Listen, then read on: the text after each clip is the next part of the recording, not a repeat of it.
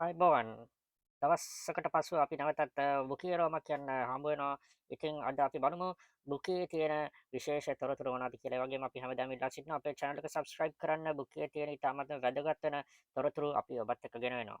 එහෙනම් අපි බලමු අද දිනේ මුලම තොරතුර මොකක්ද කියලා. මෙන්න ඔෂල හේරත් කියනවා වංචනිකයන්ට නොරවටෙන්න හැමදාම බණ කියන මහ බැංකුවටයි මුදල් අමාත්‍යාංශයට බැරි නම් මහ ජනතාව ගැන කවර කතාද? මේ මුදල් අමාත්‍යාංශයෙන් හැකර්වරුන් අර ඩොලර් මිලියන 2.5ක් අරගෙන ගිහිල්ලා තියෙනවා. ඉතින් බණ නම් කියන්නේ මහ බැංකුව හැමදාම නිවේදන නිකුත් කරනවා මේ හැකර්වරුන්ට වංචනිකයන්ට හවු වෙන්න එපා කියලා. හැබැයි මේක වැඩි බණ වගේ බලන් ගියාම මහ බැංකුවයි මුදල් අමාත්‍යාංශයයි මේ වැඩේට හවු වෙලා ඉතින් අයිත් මොනවාද මේ සාමාන්‍ය මහ ජනතාව ගැන කියන්නේ කියලා ප්‍රශ්න කරනවා. මෙන්න ද වයින් මහ භාණ්ඩාගාරයටත් BOC ඇප් එක යොදා ගන්න තිබ්බේ. එහෙනම් හැකර්ලා තාම ලොග් වෙනවා කියලා දාලා තියෙනවා. මොකද ඔයගොල්ලෝ දන්නවා ඉතින් BOC ලංකා බැංකුවේ ඇප් එක නම් කිසිම වැඩකට නැහැ ලොග් වෙන්න බෑ. ඉතාමත්ම බාල දුර්වල විදියට හදපු ඇප් එකක්. ඉතින් හැකර්ලා ඒ ඇප් එක යොදාගත්තා නම් එහෙනම් ඔවුනුත් තාම ලොග් වෙවි ඉන්නවා සල්ලි වලට වැඩේ දෙන්න වෙන එකක් නැහැ කියලා තමයි මේ කියන්නේ.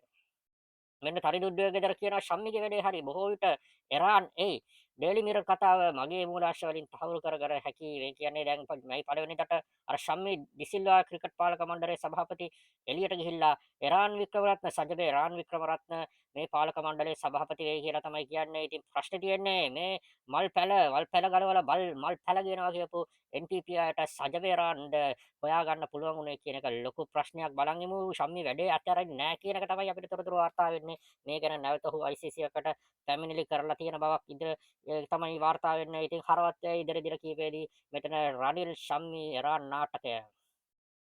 මෙන්න ධනුෂ්ක මනෝජ් මදුරාවල කියන එකක්. CID රනිල්ගේ කාලේ මහින්දගේ ගෙදරට ගියා එකයි මේ කාලේ රනිල්ගේ ගෙදරට යන එකයි දෙකක් නෙවෙයි එකක් හොඳේ කියලා මතකනේ. අර අනුර කෑ ගැහුවා යහපාලන කාලයේදී CID ශිරන්තිව ගෙන් කට උත්තර ගන්න ගියේ ගෙදරට කියලා අනුර වෙරිහන් දුන්නා. නමුත් මෙන්න දැන් රනිල්ගේ ගෙදරට ගිහිල්ලා මෛත්‍රී වික්‍රමසිංහ මහත්මියගෙන් කට උත්තර ගන්න. ඉතින් ඒක තමයි රට පාලනය කරනකොට දැන් කරන්න එකක් පාලනය කරන්න ඉස්සලා කියනකොට කියන්න එකක්. අනුරත් අර ඉස්සලා කොච්චර කෑ ගැහුවත් ගිය සැරේ රනිල් කරා වගේ මෙන්න මේ සැරේ රනිල්ගේ ගෙදරට එපාර CID එක ඇරලා ජනතාවට එක විදියකට නීතිය ක්‍රියාත්මක වෙන්නේ ප්‍රභූවරුන්ට එක විදියකට තමයි කවදත් මේ රටේ නීතිය ක්‍රියාත්මක වුණේ. ඉතින් බොහොම කනස්සල්ලෙන් ඉන්නේ සාමාන්‍ය ජනතාව. මෙන්න රනිල් ප්‍රසාද් කියන එක ආණ්ඩුවට රැවුණා කියලා හොයන්න ගන්න පුළුවන් හොඳම විදිය තමයි අන්තිමට ෆොන්සේකයි රංජනෝයි ඇවිත් කතා කරනකොට. අපි දන්නවා හැම අවස්ථාවකදීම ආණ්ඩුවට ප්‍රශ්නයක් ඇති වුණාම ඔවුන් කියන ඒවා දැන් ජනතාව ගණන් ගන්න නැහැ ආණ්ඩුවයි කියන ඒවා. අන්තිමට එන්නේ ෆොන්සේකයි රංජනෝයි ඇවිල්ලා බොහෝ පරස්පර විරෝධී කවුරුත් තවත් ගණන් ගන්න නැති කතා කියනවා. ෆොන්සේකාගේ ඉස්සර තිබ්බ කීර්තිය ප්‍රභූත්වය දැන් ඉවරයි. රංජන් නම් කොහොමත් තිබ්බ කීර්ති නාමයක් නැහැ. ඉතාමත්ම පහත් කළේ ඔක්කොම යාළුවෝ මල්ලි කියලා අන්තිමට මෙයාටත් යාළුවෝ වුණ වුණා. හිරෙන් එළියට ඇවිල්ලා ජනාධිපති සමාව ගන්න. මෙන්න WhatsApp ඔස්සේ එළියෙච්ච පෝස්ටුවක්. ඔයගොල්ලෝ දන්නවා ඇතිනේ දැන් ඔක්කොම මාලිමාව වත්කම් එළියලා ලොකු ප්‍රශ්නයකට මුහුද වෙලා දැන් වත්කම් ගැන බොරු කියනවා ඔක්කොම ලාල්කාන්ත ඇතුළු පිරිත්. මෙන්න දැන් සමන්ත විද්‍යාරත්න කියන්නේ මට ගම්බිරිස්වර වගාවෙන් ලක්ෂයකමාරක් ලැබෙනවා.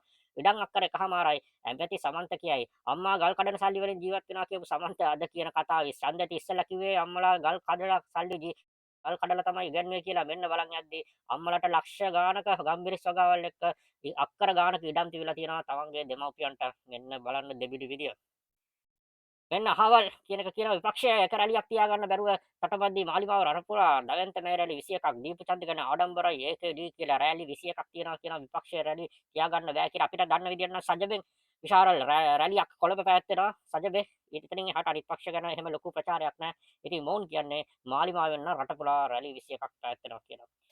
මෙන්න චන්න විජේසුන්දර සමන්ත විද්‍යාරත්නගේ වත්තෙන් අති විශේෂ ගම්බිරිස් ප්‍රභේදයක් අක්කර එකමාරකින් වාර්ෂික ආදායම ලක්ෂ 21ක් අපිටත් දණ්ඩක් දෙකක් දෙන්න කියා දෙකක් දීපම් බෝ කරන්න කියලා. මේකේ බොරුව එළිය වෙනවා. මොකද මේ කොහොමද ගම්බිරිස් වගා කරන මිනිස්සු දන්නවා ඇති මේ අක්කර එකමාරකින් කිසිසේත්ම වාර්ෂික ආදායම ලක්ෂ 21ක් ගන්න බෑ. මේවා තනිකරම බොරු. ඉතින් මොහු මේ කියන්නේ දණ්ඩක් දෙකක් දෙන්න කියලා බලන්න බෝ කරලා උන්ට ඒ මොන වර්ගයේ ගම්බිරිස්ට මේ සමන්ත විද්‍යාරත්නලා බෝ කරන්න කියලා.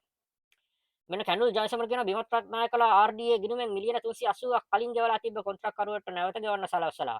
ඒ අපි දිනේ අද දැක්ක සජබේ නලින් බණ්ඩාර මේ ගැන ප්‍රවෘත්ති නිවේදනයක් දානවා. මේ ඊට ඉස්සෙල්ලා 2023 වසරේ ගෙවපු මිලියන 380ක කොන්ත්‍රාත්කරුවන්ට මඩකලපුව ප්‍රදේශයේ ගෙවන්න තිබ්බ මුදලක් නැවතත් RD එක හරහා ඔවුන්ටම ගෙවලා දැන් අය කර ගන්න බෑ. ඒවා ගන්න බැරුව ඉන්නවා. මොකද්ද ඔවුන් දැන් බැංකුවල ණය වෙච්ච මිනිස්සු සමහරු ඒ ව්‍යාපාර අතහැරලා ගිහිල්ලා ලොකු හුටපටයකට මෙන්න මේ විමල් රත්නායකගේ RD එක මූණ පාලා. මෙන්න උදේ කුරකුල සූර්යගේ පෝස්ටුවක් ක්ලීන් ශ්‍රී ලංකා කියන එකේ සිංහල පරිවර්තනය ශ්‍රී ලංකාව සුද්ධ කිරීම වගේ එකක්ද කියලා අහනවා. ඉතින් අපිට පේනවා මේ වර්තමානයේ මේ මුදල් හැකර්වරුන් ගෙනීම මේ වගේ සල්ලි අනවශ්‍ය ලෙස නැවත නැවත එකම ගිණුම් වලට ගෙවීම වගේ මේ හිස් කරන්නේ ක්ලීන් කරන්නේ ලංකාව සුද්ධ කරන් යන්නේ මේ මාලිමා ආණ්ඩුව කියලා කවුරුත් නෙවෙයි කියන්නේ මේ අනුර කුමාරගේ අතිජාත මිත්‍ර එංගලන්තයේ සිටින මේ ආණ්ඩුව ගේන්න සෑහෙන්න කරදුන් උරදුන් උවිදු කුලකුර සූර්යෝ දැන් මේ ආණ්ඩුව එපා වෙලා තියෙන්නේ.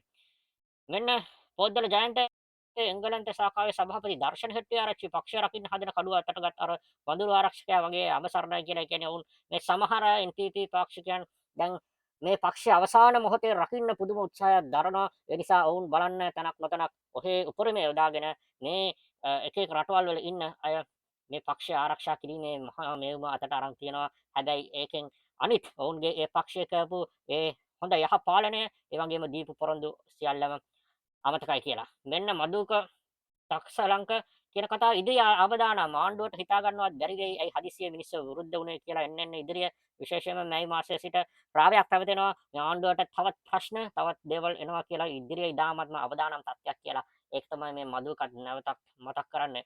මෙන්න දසත ලංකා නිවුස් සක්කරයක ගම්බීර ස්වභාවකින් ලබාගත හැකි වාර්ෂික ආදායම කොපමණද කියලා උන්ටත් ප්‍රශ්නයක්. මොකද අර සමන්ත විද්‍යාරත්න කියපු විදිහට එච්චරනම් ඒ ලක්ෂ 20 ගාණක් අවුරුද්දක ලැබෙන එක නම් ඇත්තටම මේවා හොඳයි. මිරිස් වගා කරන්න ඒ කාන්තාරේ ඉන්න මිනිස්සුන්ට කිව්වනම් පිළිගනි. මේ ලංකාවේ මිනිස්සුන්ට නම් මේවා කියලා හරියන්නේ නැහැ.